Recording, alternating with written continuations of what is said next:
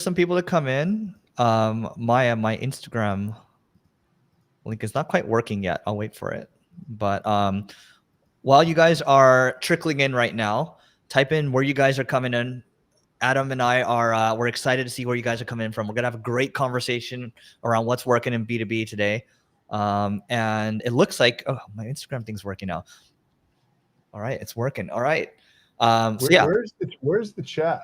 How do the chat is. Oh, I got it. Private chat. Okay. Private chat's for us. That's yeah. Okay. Yeah, Maya, where's the chat for everybody else? Share loom video, share screen settings. Oh, I see it. It's a chat. Right, guys, type into chat where you guys are coming from right now. We're excited to see you all, and we're gonna get started in about a minute or so here, and we're gonna be talking about what's working in B2B today. It's nerdy stuff, but if you want more enterprise leads, we got you. Even if you want more small business leads, we got you as well. And it's gonna be a conversation. We don't know how long we'll go. Maybe it's 45 minutes. Maybe it's an hour. Maybe it's 3 hours. Probably not 3 hours, but appreciate Adam joining here. And by the way,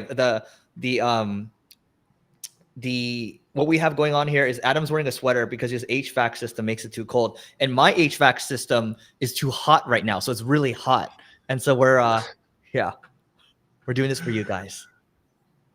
Nashville, Tennessee, says Nate Hook. Oh, Nashville has great food, great fried chicken. What's up, Rodney from LA?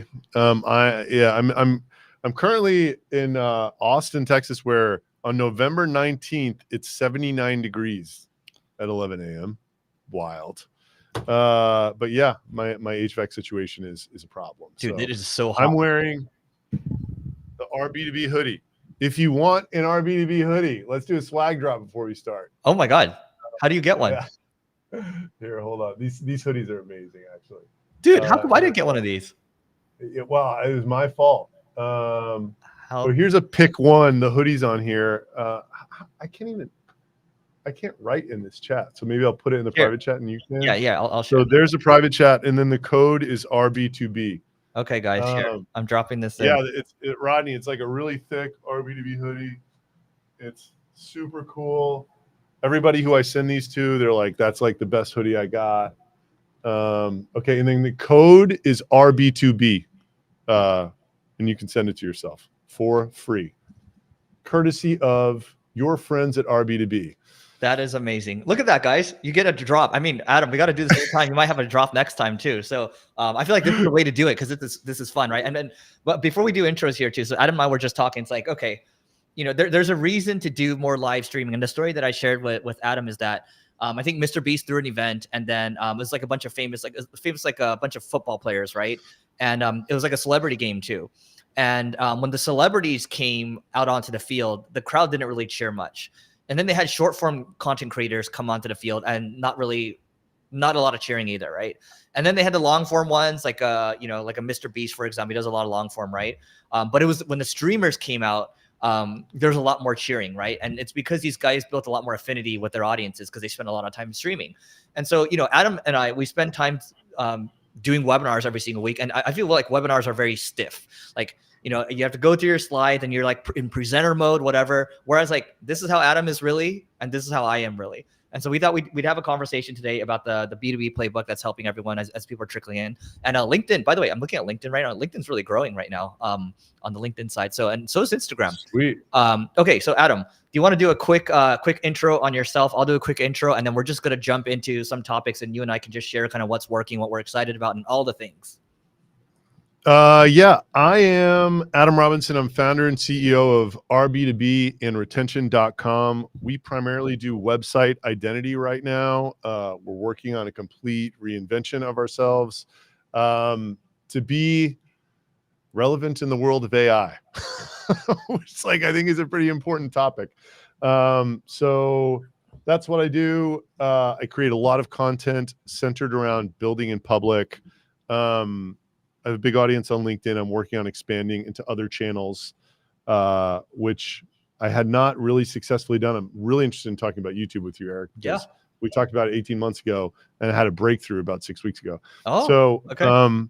Yeah. So that's it. That is who I am and what I'm up to. Great. So real quick, my name's Eric Siu, and we have a tech-enabled marketing services business called Single Grain. And within that, we build fun little products. We have an SEO product called ClickFlow, another one, a LinkedIn account-based marketing product called Carrot, and then for fun, I create content like this. I have a podcast called Marketing School, and then I do my little YouTube channel as well. And so we should talk about content in a second too, because I was looking at our content costs, and I'm getting ripped by my COO right now in terms of our brand spend. So something worth talking about as well. But maybe Adam, maybe if we start off talking about kind of just what's working, what's crushing it for us right now, I think that'd be helpful because people love the tactics, and we can kind of just jump around and see where this conversation takes us. Okay, so I think context is helpful. I'm spending most of my time, almost all of it, on RB2B, which is a freemium PLG, $200 a month, 14-month average life SaaS product sold into the small business segment of the B2B world. So what is working for me there is the top of funnel is my thought leadership founder brand. And if you follow me on LinkedIn, I do not talk about RB2B very much. It's very much the sort of, not even day to day, but like the kind of like tactics around growing an early stage SaaS company. And I'm like reporting, I share revenue data.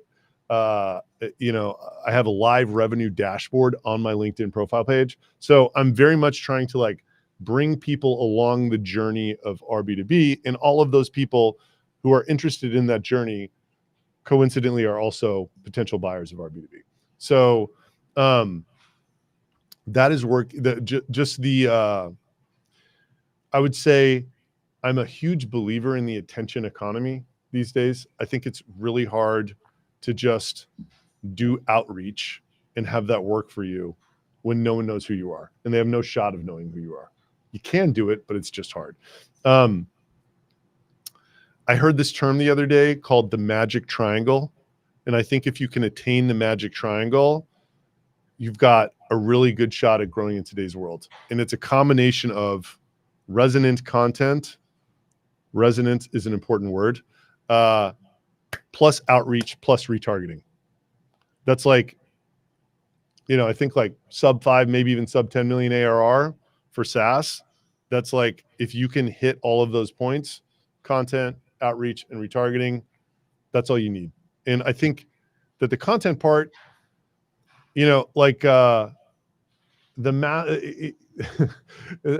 Cursor hits 200, or Lovable hits 200 million ARR in 1 year, right? With like 100 people or whatever. It's like their founder isn't out posting. They have built, a lot of these AI companies are experiencing this unbelievable growth because people can brag about how smart they are on social media by just sort of showing what they've built with the product. And it creates this insane viral loop, right? So for outreach, I think it's, if you're in B2B, which I am, it's, this PLG product is mostly about cold email, but like automated LinkedIn outreach, I think works really well too. I'm going to qualify that by saying you've got a 2 or 3% chance of literally destroying your LinkedIn account. So proceed with caution. It's pretty high. But yeah, but where the, I would also, the counterpoint to that is like G from Lemlist. If you don't know who Guillaume is from Lemlist, he's like one of the OG LinkedIn creators. He's been banned 3 times, I think, and his content's so good that he somehow gets back on within months, and then he's like back up to 40,000 followers within months of getting back on. So like, I think while it sucks to have your account banned, G has proven to us that it's not the end of the world. So yeah, I mean, that is, and then with retargeting ads, I'm just literally like, I have a founder-led motion. My face is on my website. I'm literally just like holding up the iPhone and doing selfie videos with the classic Russell Brunson sort of like who, what, why, and how script. Hey, it's Adam Robinson. RB2B identifies 70 to 80% of your web traffic. You can get started for free today. click the link below. And just like showing people retargeting ads who are hitting the website. And I'm retargeting people with email and LinkedIn using our B2B. So that is what is working for me in B2B. At a basic level. And then you could also, we can dive deep into any part of that you want. Cool. And I'll just kind of share from my side what's working too. So it's interesting because we had Procter & Gamble reach out to us recently. And one of the first questions we like to ask when we talk to these people on the sales side is, how did you first hear about us? Not just how did you hear about us, but what was the first touch point? And they said, they're doing a lot of Googling, but a lot of AI research too. And, they found us as like a health and wellness, marketing agency, which is ironic because we're more B2B SaaS. And so he said, we just kept popping up. And then the interesting thing is yesterday I saw a Hugo Boss came in, right? And we don't really do a lot of consumer, but it was a strategic sourcing manager. So a lot of these sourcing managers for these large consumer companies are researching a lot through AI right now. And you can call it AEO, you can call it SEO. I kind of think AEO is just an evolution of SEO. That works really well for us. So we do create templated programmatic pages. We do run a human in the loop to make sure that it's not just a bunch of AI generated slop. And we actually use our internal product for that, right? And you can use anything you want. There's a lot of great products for it. But we create these programmatic pages. And then on the other side, we create a lot more internal links. We delete, we update, we consolidate a lot of content. My background's in SEO. So that works. But on the other side, I'm curious to actually know from you in a second to Adam, but we're spending around, for just the organic social side of things per month right now, about $22,000, which I think is a bit heavy. But I will say that some of our best customers, our longest tenured customers who love us the most, they came in as fans of Marketing School or Leveling Up, and they stay the longest, they pay the most. And we have one that's about to sign with us for they're about to add like 35,000 in monthly recurring revenue. And that one, that their marketing manager is a super fan, right? So what Adam's doing here, the content he creates on LinkedIn, the stuff he's doing on YouTube now, that stuff goes a long way. So it's very easy for my COO or like a CFO type to come in and say, hey, we should cut the cost because we don't know how that spend is going. But that to me is brand cost, and we have to be a little careful there, just not say it's just brand, it's okay, let's YOLO. But we also have to be careful not to just cut it for efficiency's sake. So the AEO SEO stuff's working really well. The podcast stuff always works well. I will say that events work really well, whether it's live events like webinars, but us doing like mini events too. Like if I go speak at a conference, I do a mini event where I invite people to a dinner. Let's say it's 10 people, or if I invite a bunch of senior marketing managers, let's say 20 people or so, and we do like a little lunch together or something like that. That goes a long way, because you never know. Like these enterprises might take, the sales cycle might be a year, 2 years, 3 years, or they might go to another company and follow you around. That's how you end up converting them. So those are just a handful of things. But Adam, coming back to you for a second, how much do you think you're spending a month right now on organic social? So when you say spending on organic social, are you talking like just the whole thing, like editing and like what are you paying but that's paid social if you're paying to promote it? No. So right? Like no, just literally just your editors, your strategists, people that are handling your thumbnails, people that might be ghostwriting for you. So so I have this kind of sounds crazy. This guy that I use for LinkedIn works with, like, if you're in B2B, he works with all of the B2B CEOs who have like kind of the most prolific voices on LinkedIn. He's $12K a month. He doesn't write for you, but he'll work with other people on your squad. And he's just, I could probably survive without him right now, but like, I'm unwilling to see what that is like. Mm-hmm. He manages a content calendar, helps with idea generation, tightens everything up or whatever. So that's 12. I'm about to start working with a Twitter guy called Wiz of Ecom, who's like $4,500 a month. Now I have a YouTube guy who, if you want to send them my most recent YouTube videos, they're right here. This guy is actually doing this for free because of my build in public. But I would imagine he's going to be like $1,000 a video. And he's done, you can see when he took over my videos, because they looked the same before and they weren't getting any views, and now it's getting way more views.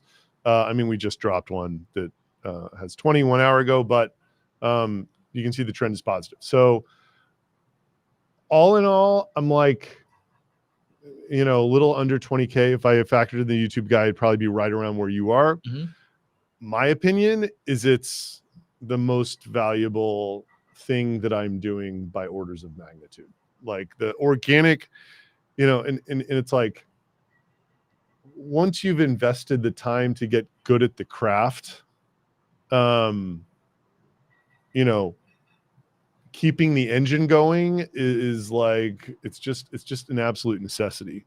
One thing I don't think I'm doing well at is kind of like this,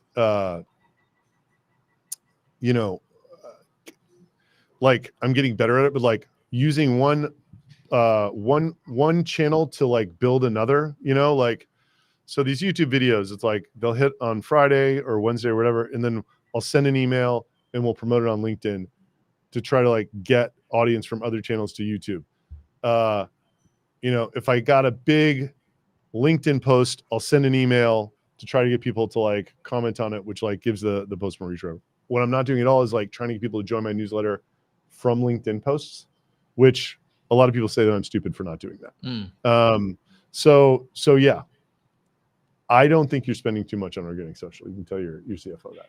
Yeah, but the thing is, we have to debate with them, right? It's like, hey, we should cut the cost because we don't know how to measure it. And then like, what do you say to them with that, right? It's like, well, some of our best clients come from that. Well, how do you measure it? And so this is when you probably have to pull out the CEO founder card and say, hey, we're just going to keep doing it. So. Yeah, and I think it makes it easy for me to, like, I just never get, okay, so our B2B is at like 6.6 million ARR. We launched it 19 months ago. I have 2 other people working on it, and the entire business has been my LinkedIn. So like, I just fall back on that. It's like, okay, we're paying out like 12K a month. That's probably too much, but like, you really want to mess with it for like to save $5,000 a month or something like that. Yeah. Like, I think we'll just keep it going. Yeah. So, and that was kind of the same argument you were making. It's like, if I look at our longest paying and biggest customers, like with this organic content, there's just, I just have this belief that the people that it is touching will like benefit you in the future in ways that there is no way to possibly, it's a classic attribution problem, right? You can only measure the conversion point, and there's all of this other amazing stuff that's happening from just being a creator that has a good reach. Yeah. The way I look at it is, on the brand side, okay, top of funnel right now, we're doing this, and that might ideally, this is going to drive more emails, right? And we can talk about short form in a second, because I hired a short form agency that seems to be doing well now. I'm actually going straight to the studio right after this to record. We can talk about that, but like, I just think that, when, one, this side is to collect emails. Okay, that's number 1. 2, ideally, once you have their emails, you drive them to a webinar, or you drive them to some type of free offer you have, could be some swag, or you drive them to, our B2B, like, the free version, right? And then you try to drive conversions that way. What I will say is, from one of my short form videos that we put up a couple of weeks ago, and I look at it as like a slot machine. You never know what's going to work. And so from one of the videos, I'm like, Afrojack. Okay. Afrojack followed me, right? Or I think liked it or commented. So he's a DJ, right? He probably knows a lot of amazing people. The former CEO of T-Mobile, liked and got onto the email list, right? And that guy is a boss. Yeah. John, I think is his name. He is a total boss. Yeah. And then you have Hassan Whiteside, who's like an NBA player, right? And then he got on the email list too. All that to say is, like, are these people in our target audience? Probably not. But do they know other amazing people? Yes. And so in my mind, I'm like, why would you stop doing this? Because you never know what's going to, sometimes I'll have a random clip and I'll take off and get like 8 million views. Sometimes like 70,000 views, but you just never know. And I might go to like a YPO event. And so Adam and I are in this kind of entrepreneur group. And when I go to one of these events, it's funny because like 3 or 4 people will come up to me and say, hey, I saw your clip the other day, right? So like, can you attribute that? It's hard, but you should do it. Yeah. Yeah. Yes. And I've been at this for 3 years now. You've been at this for much longer. It's like, it is a skill, and like, it takes time to get good at creating content. But like, once you're in the groove of doing it, like, and it's just part of your life, like, It's not really a chore anymore. I actually enjoy it. It's like a creative outlet for my job that's like very different than like, oh, like, what do these spreadsheets say about our P&L or whatever, right? Like it's just totally different. Well, that's a big thing, Adam. Like, I think I told my team this when my YouTube content, and we should go over into YouTube in a second too. But like, if my YouTube long form content starts to feel like a job, I don't want to do it. Like the moment this feels like a job, I don't want to do it anymore. And so this to me is fun because we're having a conversation. But like I was doing these long form podcast interviews, and sure, they might get 600, 700,000 long form views on YouTube, which is great. But one, it wasn't the right audience. Two, I was talking about dating. I was talking about finance. Here, I'm just talking about, I just like talking about business, right? And so I think for everybody here is like, sure, create content, but the moment it starts to feel like a chore, you should probably look into making it into something where it feels fun again. Because I saw Alex Becker post this the other day. I think it was on LinkedIn, but it's like, should you create a personal brand? The problem with the personal brand, the problem with what you and I are doing, Adam, is that we have to keep it going. But in order to keep it going, it has to stay fun. Yeah, absolutely. Yeah, I mean, I have a lot of thoughts about this. I think it's like, versus the amount of time and energy I was putting into it when I was trying to learn how to be good at it. I don't feel like I spend a ton of time on it, and then, so that's one thing. It's like, I've compartmentalized it to like, probably like maybe like 4 hours a week between like the 1 hour webinar and then, talking to Alec and writing LinkedIn posts and recording a video. Maybe it's like 6 hours a week, but recording a YouTube video. And then, I just if I think about like a decade, it's like in 10 years, am I still going to be doing this? It's like, yeah, like it doesn't bother me at all. Like I get this when I write a truly great post, I get this feeling of creative satisfaction that almost nothing else in my work life delivers. In the same way, like, business is like a much longer term. Like if I sit and reflect on the fact that RB2B didn't exist 2 years ago, and now it's at 6.6 million ARR, and I've only got 2 other people working on it. It's like, wow, that's fucking amazing. Like, but it's not like I did something and then I like sit back and I'm like, like that was sick, Yeah. And again, I just these skills of creating content, it's like, no matter what I do in the future, I love doing early stage stuff. I love creating stuff from zero, right? And this vehicle I now have to communicate what I'm doing is there is nothing cheaper. There's no cheaper attention than being able to create good organic social media content. It is not even close, right? Like this strange dynamic of our B2B with like how low the subscription price is and how high the churn is and how we're running it. Like, you literally can't make that work with paid ads. The only reason we're able to do what we do and have be a great business is because it's all organic social, it's cheap channels. And then I got AI chatbots running all the customer interaction, and one guy is the overlord of the chatbots. It doesn't work otherwise. You know what I mean? Like people tried it a year and a half ago and they're all doing other stuff. They're like combined it with like a bunch of other stuff and whatever. So yeah. Let's all of that. Finish your thought first. Sorry, I thought you were done. Yeah, all of that are reason. He's right, but that is not a feeling. I will say something that kept me out of the game before I got in the game was that very thing. I'm like, I'm not going to start something where I can never get off the treadmill. Now I'm just like, I don't want to get off the treadmill. Like, I want this optionality of cheap attention for whatever I do, 20, 30, 40 years from now. Right. Like, yeah. Yeah. I think for both of us, the key takeaway here is just keep it fun.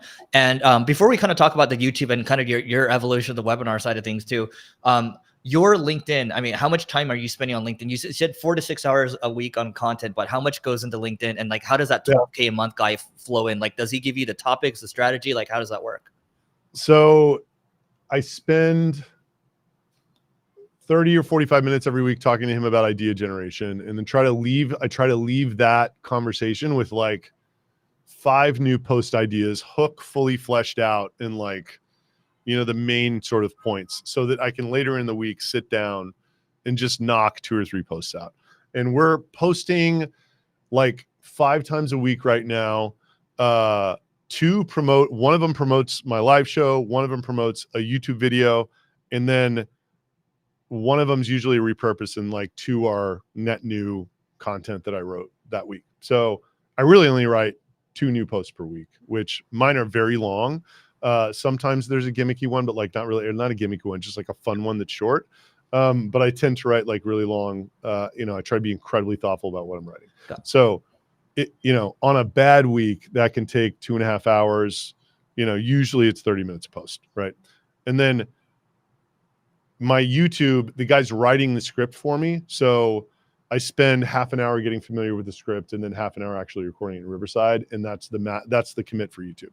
So between, like I said before, it's like kind of like 6 hours, 5 hours, maybe 6 hours total. But what I'm getting is a YouTube that's evergreen, my live webinar, which is going on a separate YouTube channel now. And then this LinkedIn motion is perpetuating. LinkedIn algo is always changing. People get frustrated with it, but like it's still what's driving my entire, half of like I have these 2 businesses. It's driving the entire thing. How many views are you getting per month from LinkedIn? So like a year ago, I would have told you 1 million reliably. Yeah. Now it's probably like 600,000. It's like 150 a week. Yeah. But you can do things like I had this guy on my live show yesterday who's an executive coach called Eric Partaker. He is a CEO coach and he's got 1.1 million LinkedIn followers. Mm-hmm. And if you look at the type of content that he makes, you will see that it is very broad. It is not like if you read 200 of his posts, you would still have no idea what the guy stands for and like whatever. He's just posting stuff about leadership and like it gets a lot of engagement. Here's 10 CEOs that you've heard of and what they're all about or whatever, right? So I have always preferred a smaller engagement pool than these guys who just like talk about recruiting and HR and like whatever. This LinkedIn whatever the stuff that LinkedIn trash say that way. I favor much smaller audience, but incredibly niche content, which is like it very clearly represents my thoughts on what I want people to know how I think. Right. So if I were to break it down, the 12 grand a month, and then you get 8 posts, so 1,500 a post, but like it's worth it. Yeah, and he like helps out Diana too, and Who's Diana? She's my co-founder. Okay. And if anybody else wanted to post for my org, he would too. I just haven't really moved on that yet. But it is, again, so like people are like, Alec only works with, I don't know, like 15 people or something like that, maybe 10. He won't take new clients unless it's like Varun from Clay, Mm-hmm. When people ask me if they should work with him, I'm like, unless there is like unless you've, so it's like, if you're a CEO of like an at scale company who sells to people who do their jobs on LinkedIn, absolutely. It is so worth it to work with him to like nail your voice and like, because all of the people, you just go from good to great if you work with him. Yeah. But that is a linear path to revenue. If you were like, I want to like, I sell to plumbers. Like, no way you should work with a guy who's that expensive on LinkedIn. Like, maybe you should post on LinkedIn, but like, it's just not like it becomes a huge channel for these types of people who sell into audiences that actually do their job on LinkedIn. Yeah. So it's very expensive. It's probably overpriced, but like, I'm just trying to be the best at it. Yeah. And I wouldn't recommend it unless you were in a position where you're selling to people like me. This is interesting because I was at a poker game a few weeks ago with a bunch of founders, and one guy was a best-selling author, right? And he has a big YouTube channel, big following.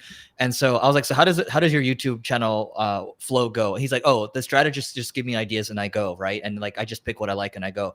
And that's what I think.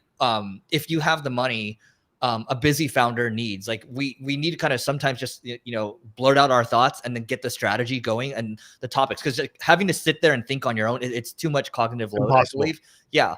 And like, I have a company I work with for the short form side, and the short form is starting to take off for us. And like, they give me all the scripts. They look at all the high performing videos I've done. They look at all the marketing school, like like, I just don't have time for it. Right.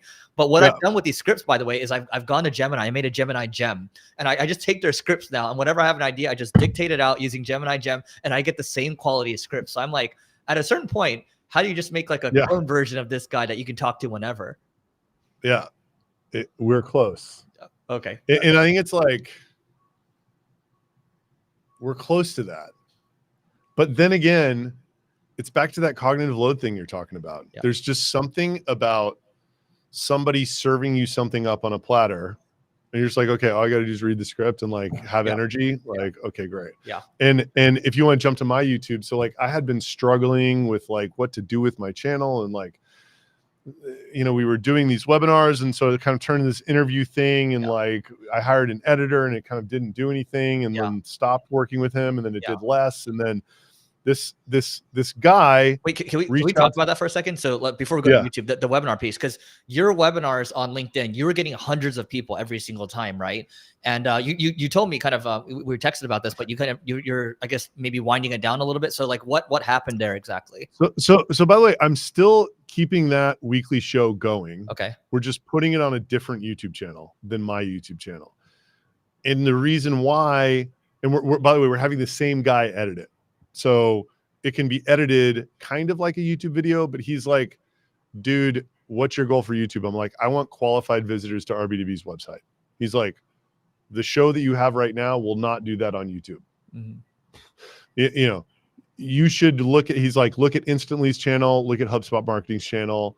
He gave me one other one. He's like, you need to be making YouTube videos that are architected like YouTube videos about tangential problems that your ICP is feeling, solve them for them, and then do shameless video sales letter promotion for RB2B for 30% of it, right? So, and he's like, by the way, I'll write your script. Here's your first script. He's literally sent me a Gamma presentation with the Loom video. Here's your first script, record it, I'll edit it, and like I'll put it on your channel if you just want to see how this is going to go. So I'm like, sick, like that sounds awesome. And kind of like your short form guys, like the flow of working with this guys is so much better than anybody else I've ever worked for, because number one, he's writing the script. So like he's just, I feel like really good. What my last agency didn't have was like, he's just really good at like looking through all my content and then coming up with the stuff that probably would work well on YouTube. And then I'll add ideas to this doc too. We don't have a weekly call. He's like, here's the next idea. Do you have any more supporting material for it? Yeah. So I'll either leave voice notes or send him other content. Then it'll be like, here's your script.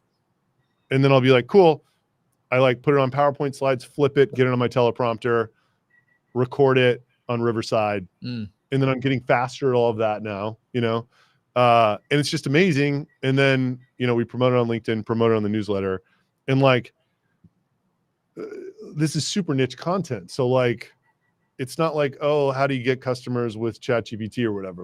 You know what I mean? It's like very specific to like these guys I'm going after. And already they're getting thousands of views and the retention's pretty good. Right. So like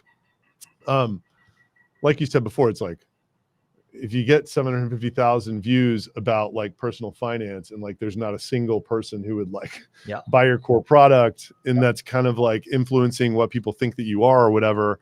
I mean, if I can get my channel up to like 25, 30,000 views of video talking about early stage SaaS stuff, like that will be an unbelievable thing for me. And I think it's really important.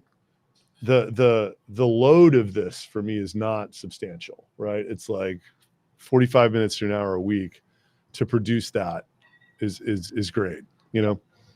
Let's take a look at this real quick. So I have your YouTube channel.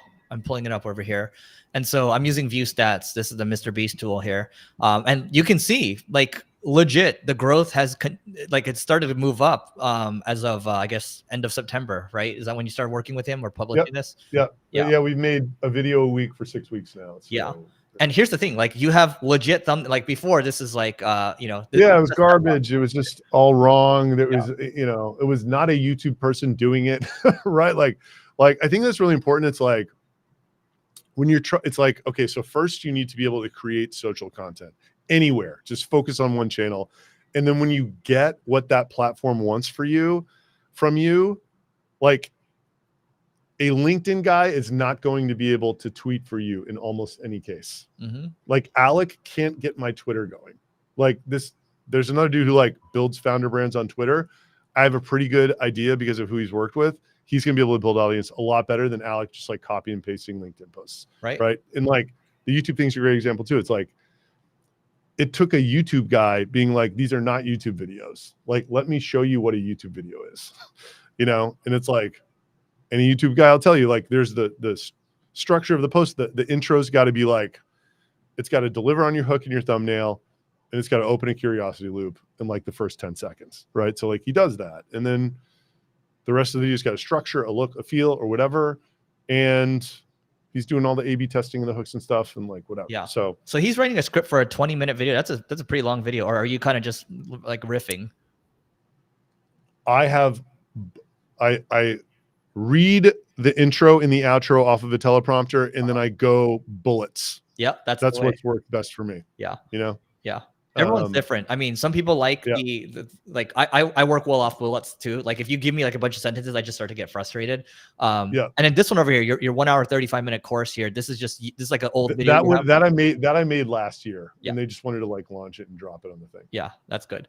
But you can see a pattern here, right? It's like how I grew, like how I did this. Here's a number over here. How I hit these numbers over here in X amount of time. That's a format that works well. And so we'll see how this goes. This journey. Like YouTube is, it's great, but it's also frustrating. So yeah, Mr. Beast doesn't think so. Yeah. But he thinks it's just great. Well, here's the thing. By the way, did you see that?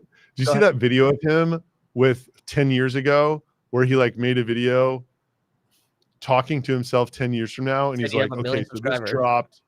Yeah, this dropped. It's 2025. If I don't have 1 million subscribers by then, yeah. No. Hopefully I'm working. I will have finished middle school and high school. Hopefully I'll be working. Hopefully in YouTube, you know, it's just wild. 450 million or something like that subs now. I will say though, like we did get an enterprise lead for one of our products, and I was like, so how did you hear about us? I was like, talking to him, and he's like, oh yeah. He's like, so this guy was on the toilet watching one of the videos, and so you never know where these leads come from, man. And there was an enterprise lead. So I don't know why you told me that, but it works. So okay, so I think we'd be remiss. We've talked about the YouTube side of things, but we'd be remiss not to talk about the cold email outbound strategy, because the crew you introed me to, we're using them right now too. And so it was sales automation system. So are you still using them right now? Like, how's that going? Because that works for both of us right now. Yeah. So Taylor Heron sales automation system is running our cold email. Again, I do this build in public. So like he is doing it. He's doing kind of a smallish program in exchange for me doing a post every month about literally just like what he is doing and how he's doing it in the stats, which that kind of content does great on LinkedIn. Especially my audience just like loves outreach. It's like, how do I make my outreach work better? So the program is, I think we're sending like 50,000 emails a week or a month or something. I mean, it's critical detail, but in his service is that he manages the infrastructure. So like you can't just send 60,000 cold emails a month from your primary domain. You got to go buy domains. You got to go buy a bunch of inboxes, and you send like 2 emails per inbox per day or something like that. And it does this inbox rotation strategy.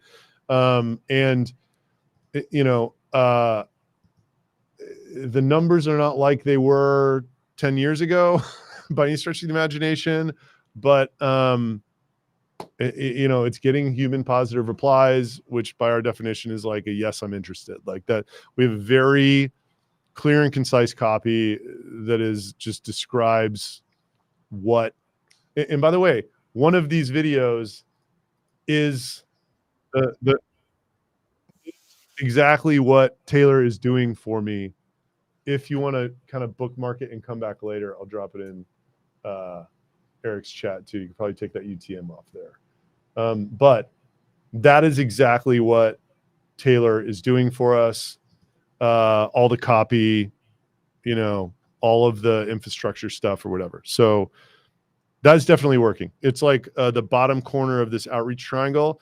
I view cold email as much as an awareness channel as a direct response channel at this point. Like it's just kind of like canvassing. Like I just think you want to be everywhere at all times if you can. So yeah. What about yours? So we send about, I think it's 400,000 emails a month. So we use the same, we use Taylor, and Adam was the one that graciously introed us. And our offer is basically a gift card. And you would think that the gift card offer would have faded away, but no, everyone would like a $100 Amazon gift card. That's for sure, right? And we just pair it with different things. Like it might be like an AEO service, right? Because that's big right now. Or it might be like our account-based marketing product, whatever. We'll try to pair it with different types of offers. But an incentive always goes a long way. And we know that one of their other customers, they're sending AirPods, and the AirPods work out really well too. And so you just have to keep testing, I think. And for us, I would say that I think this month we're close to closing maybe 1 or 2 actual deals. I'm not talking about response rates, but actual deals closed from outbound. And outbound's never really worked that well for us in the past. So shout out to them, but they do a good job with the infrastructure setup, warming up the inboxes, all that stuff where you don't have to really worry about it. And they just blitz from there. And yeah. Yeah. And one thing that's interesting about Taylor's approach versus trying to do this all yourself with Instantly or Smart Lead or whatever, he's got a full, I don't even know what you would call it. So you have a certain amount of domains that you're sending on, right? Let's call that the domain package. He's got a backup domain package sitting there warmed up, constantly warming up in the event that your primary domain package gets burnt out. Yeah. So it's like, and he just like flips a switch. So the nice thing is you work with him, you don't have to think about it. You do it through Instantly and Smart Lead. There's a risk that you'll wake up and be like, oh, my 50 domains are gone. I got to go like do all this over again, you know, which is nightmarish. For sure. What are you doing on the AI side to help with your content stuff right now, if anything? Okay. I just keep sharing YouTube videos. Can I share the best Greg Eisenberg, Nick Case, how to write with AI. So this is the best video I have ever seen about writing in general. It happens to be about writing with AI. And I truly believe, I just dropped it. I truly believe that this is the role that AI should play in creating your actual post. And the argument Nick makes is like, okay, writing rooms used to work as an editor and then journalists feeding the editor ideas. And then he'd be like, okay, I like that idea, right? And then the journalists would then go back and feed them kind of like the meat of the story before they would write it, right? So his argument is like, a social media post is a hook and basically the 3 kind of points that modify the hook. And in text, we are now trained to, in like 1 millisecond, decide the value of the post from the hook and then just like scanning the page and whether or not it's worth our time to read it again. So he's like, you know, Greg's kind of a cowboy. I don't know if he's changed his ways or not. I'm kind of a cowboy. I'm trying to write like this, but like, he's like, if you can just use AI to help you make your hook incredible, which it is incredible at doing that, you can kind of tell it what your idea, what you want the post, your goals for the post, and then be like, give me 10 hook ideas, right? You will be in so much better of a spot than trying to come up with it on your own. And then you use it to also work out what these 3 main supporting points should be of your post. Then you sit down and write it, and you write it yourself, right? But doing that work in advance, he argues, will get you a great post 8 out of 10 times rather than like 2 out of 10 times. Yeah. So I'm trying to every day I try to enforce this discipline on writing this way more and more, but like my old habit is to not do that. So, but I think my content would get a lot better. The day that I'm doing it on every post is the day that my content is a lot better. Yeah. Let's put it that way. I mean, they say that, 80 cents on the dollar should be spent on the hook, but when you have AI that can help you think through it faster, we keep talking about the cognitive load. And honestly, the hardest thing is to get started. Every time when you have to read, it's a cold start problem, right? But when you have something helping you with that, it goes a long way. Have you heard of a tool called Stanley before? Oh man, I'm just hearing more about that. This guy does a build in public too. He like just raised at 100 million valuations. Yeah. So he has his main company is called Stan. He raised from like Gary V, Stephen Bartlett, Alex Hormozy, and all that. So I had him at a dinner recently, and then he was telling us all about this tool that he built called Stanley. And I actually here I'll just share my screen real quick. So this is Stanley over here. And it actually helps me. So it looks at what's performing on LinkedIn, and I'll say, hey, draft this post for me in my words, right? And so I remember I took one of its posts recently, and I barely edited it. I just threw it out. I just wanted to see how it performed. This is like 2-3 weeks ago or so. I think on LinkedIn, 60,000 views, decent. And then on Twitter, I think it got like 160,000 views or so. And all it does is it'll write a post, and it's pretty hard to tell it's AI. I would still recommend that you need a human in the loop here. Like this one's like, Steve Jobs was wrong about storytelling. And the AI age, data visualizer is the most powerful person in the room. And it just writes all this stuff here, right? You definitely need to edit it and not let it YOLO. But I just let it YOLO, and it performed well. And so I think this is going to be the future. Like it's going to be very hard to tell AI from human. It's going to know you so well in 2, 3, 4 years or whatever. I think 95% of content, maybe not in 3 years, but 5 years will be AI. So this is one of the products, and I think this is like $97 a month or so. He's not paying me to say this, but I thought it was interesting. Yeah, I love that. Do you use anything like this? Like we use Lindy, and I have this note taker that sits in my internal meetings because that's where your best shit comes out, right? When you're like, you're passionate, you're pissed or whatever, and it'll give me all these hooks for like X, LinkedIn and all that. And then I'll just like throw these ideas in an email to me after. I don't, but that's sick. Dude, I think you can get a free version of this, and it has this like workflow for you. Yeah. So, I mean, that's sick. Anyway, that's just kind of the AI stuff that we're nerding out on right now. Anything else on the AI side? I mean, look, this is a little bit, some people might think it's a little bit not as cool as other uses of AI or whatever, but like, how do I say this? So like, we have intentionally limited the feature set and functionality of our B2B so that AI can handle the entire customer interaction. Like we built a dead simple product at a very low price that you get up and running in 3 minutes so that we wouldn't have to have people sitting around doing it. So for customer support, Intercom's Fin agent is now fantastic. And like, it's not just fantastic if you're starting a business today and you plug Fin in. Rob has been answering questions by creating new documents for 2 years with our B2B. So like now the training material for Fin answers every possible question that anyone could ever ask perfectly, right? And he's sort of tweaked the guidance and stuff to make it sort of avoid loops and all that stuff. But like, the documentation part of it is the reason it works. But like we have a 0.3% human involvement in our support now. And we use Delphi because it's a clone of me on the front of the website. Yep. And I haven't logged in 3 weeks. You know what I mean? Yeah, it's wild. So like, that it's like, are you using AI? It's like, well, probably more as a percentage of my whole operation with our B2B, probably more than literally anyone else alive, but it's this very boring use case. That's a great of just really, really good chatbots. Yeah. It's not like an N8N, it's like I booked 79 million demos with this 4-step work. It's like, I just made my business so that chatbots could run the whole thing. Rather than trying to bend AI to your business, I literally bent my business to AI. So how much do you pay per month for Fin right now? Good question. I think our Intercom is a bit misleading. So like, I think we get like maybe 400 or 500 resolved tickets a month, and that's for that part of it. Yeah.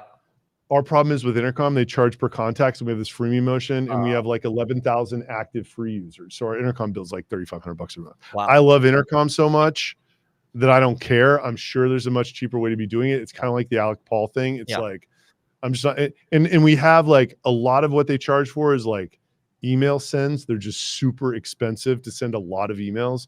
So we kind of laid some of that off through putting some on SendGrid or whatever else. But it is annoying how expensive it is, but it's not annoying enough to change it. Yeah. Well, I mean, you're basically paying 42 grand a year. I mean, even if we want to be conservative, let's double it and call it 84 grand a year. You're still like all the customer support headcount that you're saving there is still on an almost 7 million ARR business. It's like we're paying 45,000. That's a good deal.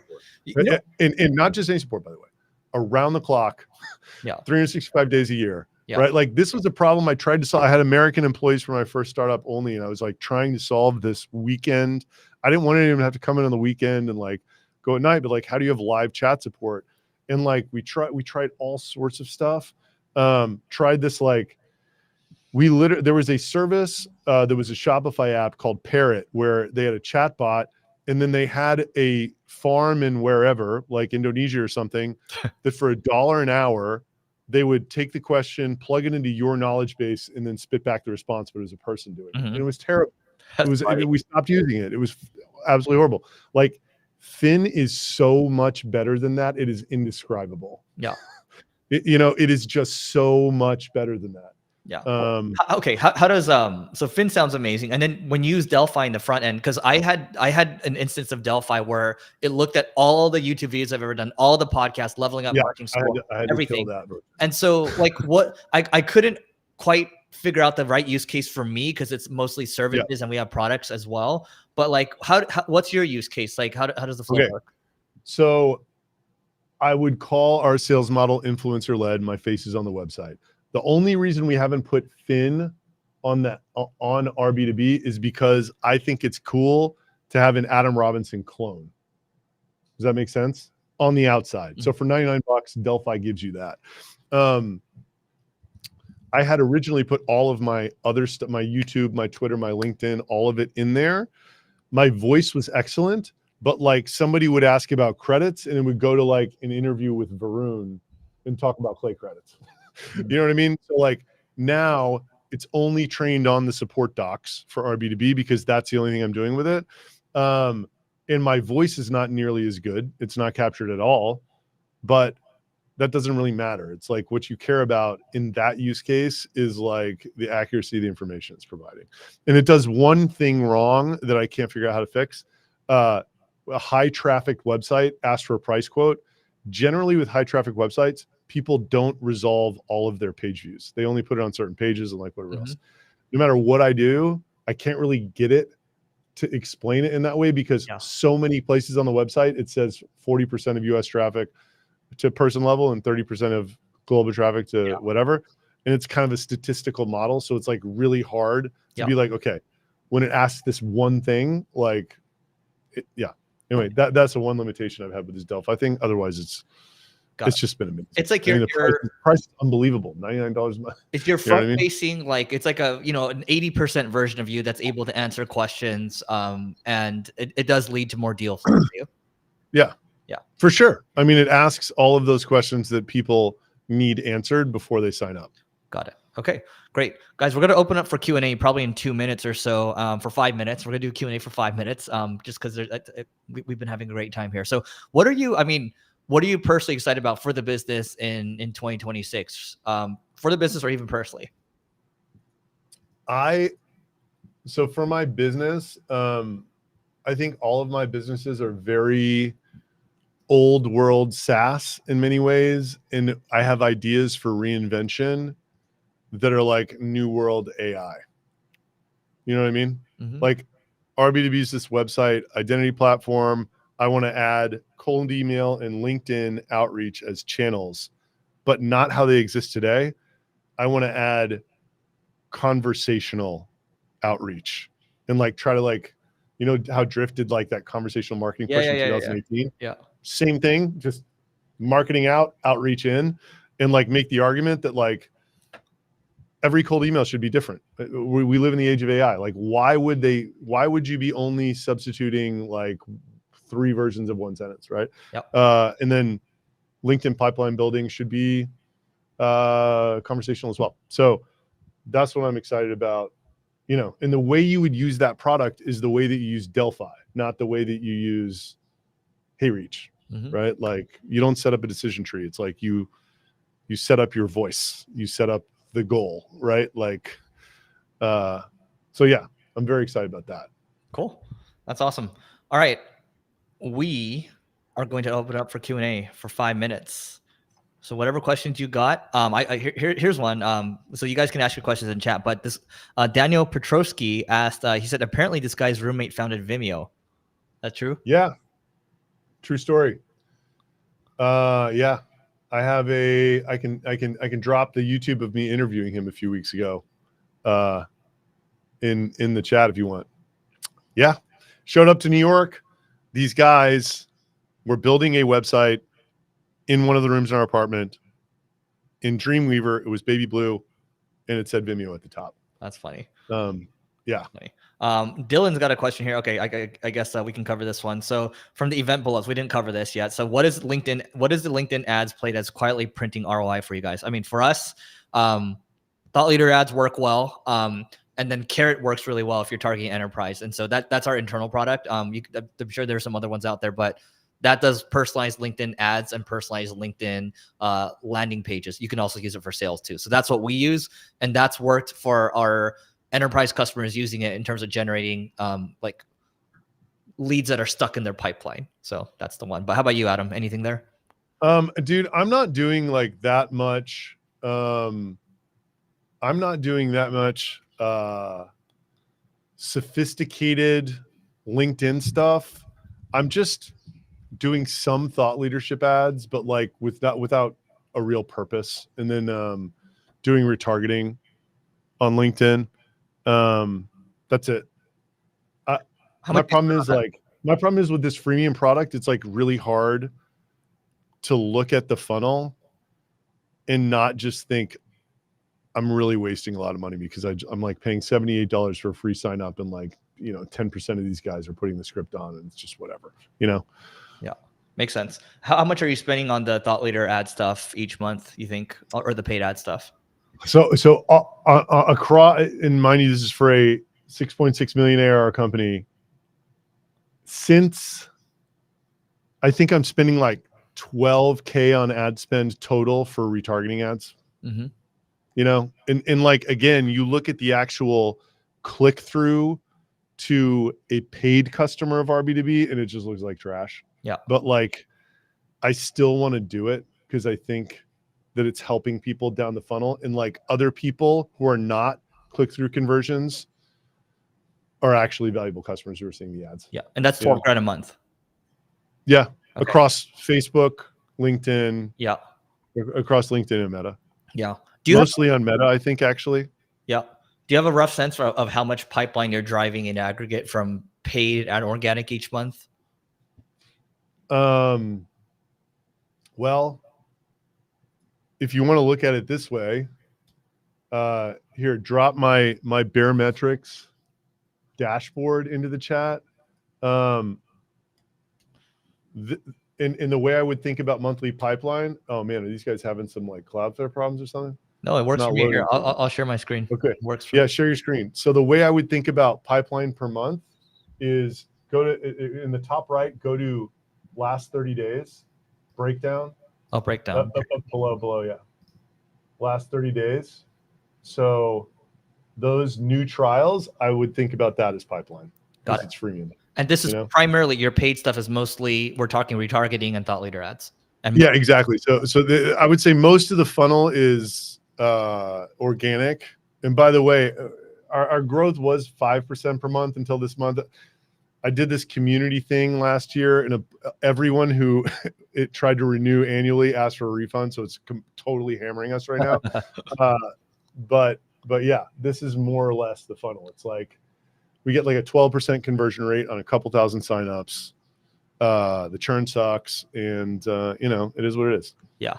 Dude, this is fun. I think we should do another one. We can probably go more into the business side of things too, and more what we're excited about. But anything else you want to add before we hop out of here? No, it was really fun. Thanks for having me. Thanks everybody for showing up. And if you got a hoodie, then I hope you enjoy it. Yeah, make sure you get a hoodie. If you guys are just joining us now, go to the very start of this live stream, and then you'll see the details around the hoodie. Code is RB2B. Adam, thanks so much for doing this, and we're going to be doing a lot more. And yeah, we'll catch you later. Goodbye.